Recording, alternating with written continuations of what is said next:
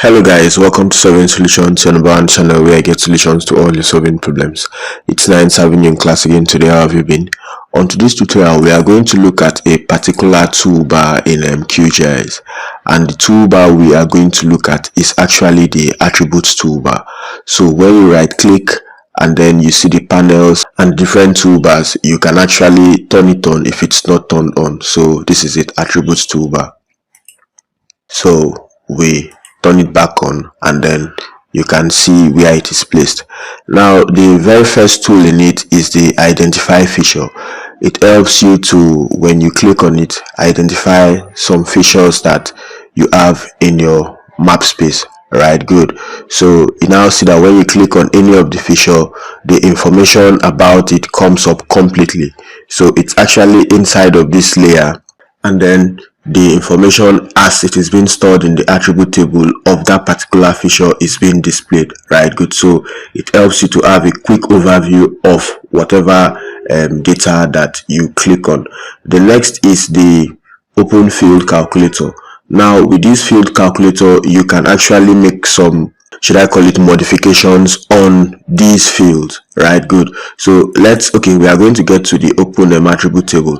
So each of these, let's come to fields and values. These are different fields that you can find in the attribute table. Right, good. And then from here you can also create some new fields that you want to append to your attribute table. So this field calculator helps you to do those and more. Right, good. So you are editing information on this layer, but it's currently not in edit mode. So if you want to append to it, you actually click on this toggle editing button to make it, or to turn it to editing mode, so that whatever correction you want to make to it, or addition you want to make to it, or perhaps if you want to remove from it, you can actually do it when the editing mode is on. Right, good. So that's the field calculator.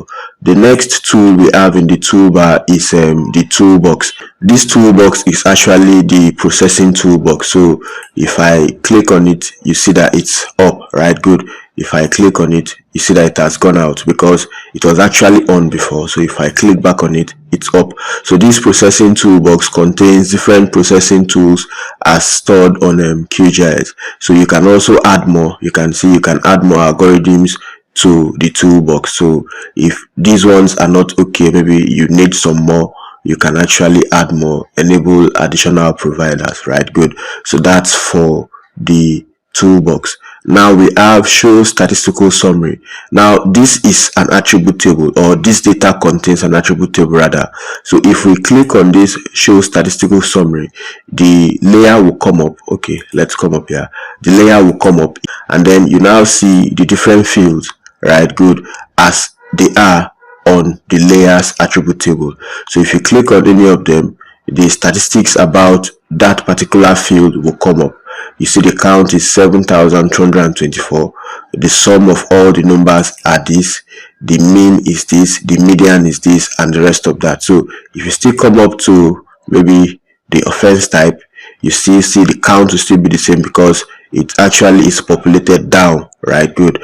And then you now see the minimum occurring offense is VIN, altering VIN number.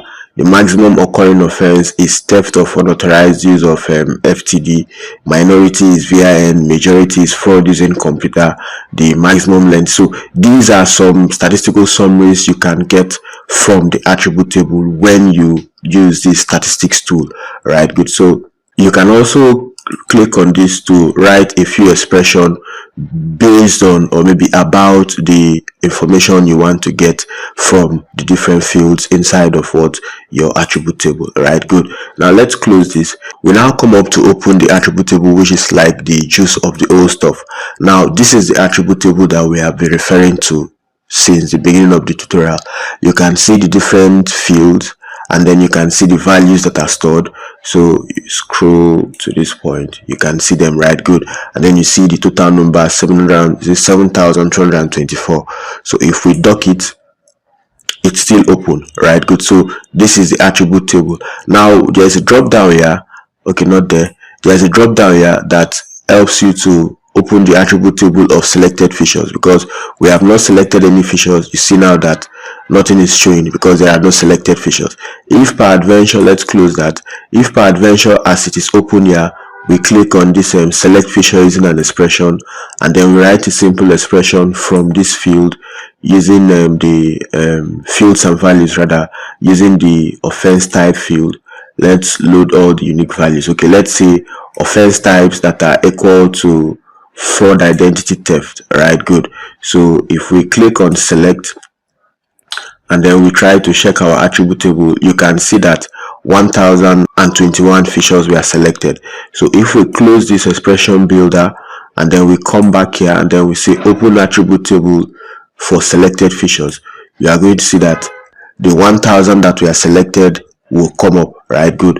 But if we deselect, which is this, and then we try to do that same operation again, nothing will come up. So these are some stuff you can actually do with this there are other options: open attribute table, visible features, and then open attribute table, edited and new features. Right, good. So you can just play around with each of them to see how they come up. Then okay, let's turn this out. The next part of it is what the measure tool. So if you use the drop down, you can actually measure line, measure area, measure bearing, measure angle. So if you want to measure line, you click on this, you take it from one point to another, and then you right click. When you right click, that length has been defined, or that line has been defined, and then you can see the coordinates of the starting and the ending, and then you can see the length. Right, good. So these are information about how the distance is being measured. Right, good. And then we have different units you can use to show the distance if you want to convert it to kilometers or feet based on whatever you have. However, you should try to read the information here to understand how this particular tool works. Similarly, we also have that for area. Area is an extent, so you take it round a particular extent and then you definitely right click, and then you are going to see what the area. Then you can also use different units to display your area. Right, good. Then we can also, okay, let's close that. We can also use the measure bearing, measure angle. You just click on it to see how it comes up. Right, good. Then finally we have show map tips. Now this helps you can see from the bottom of the screen here that it shows information about features when the mouse is hovered over it. Right, good. So if I okay, let's take it back to pan. If I hover the mouse around it, you are going to see that that's information about that feature that is being, like, the mouse is being hovered around. Right, good. So if I take it here again, you see that the information will come up. However, if I turn it off and then I hover the mouse around this feature, you see nothing comes up. So this tool is actually important if you don't want to open the attribute table completely, but you just want to get information about a particular feature. You just hover your mouse around it and then you see some information about it. So we believe these would help you appreciate and then maybe use this particular attributes toolbar, and then you can also explore and then exploit more of the functionalities as it can enhance your workflow. So until we see you on the next tutorial with more interesting tips and guides and solutions, have a fantastic time. Bye.